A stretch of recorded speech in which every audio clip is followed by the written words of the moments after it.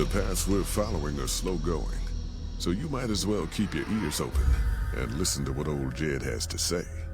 A few decades back, folks in the NCR started to hear about a community in northern Utah called New Canaan.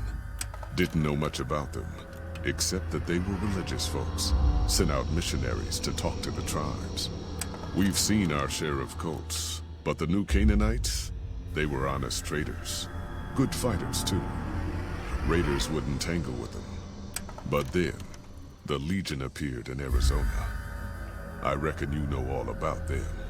Turns out Caesar's first war chief, the Malpace Legate, was a New Canaanite, Joshua Graham. Legend goes that Graham was the meanest, toughest son of a bitch in the whole damn Legion. The New Canaanites wouldn't talk about him. They were ashamed. Guess I can't blame them. Well, at Hoover Dam, the Malpace Legate finally met his match. Hanlon and Oliver kicked his New Canaanite butt right back over the river.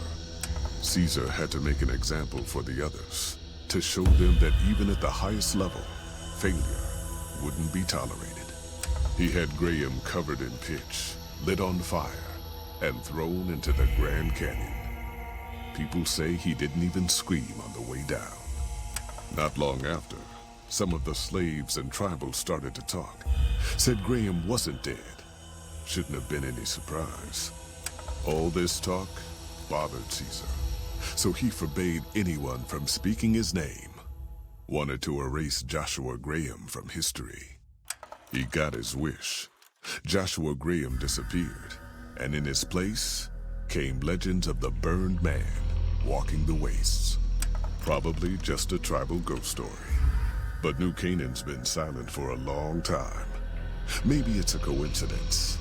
Maybe the Malpace Legate is dead.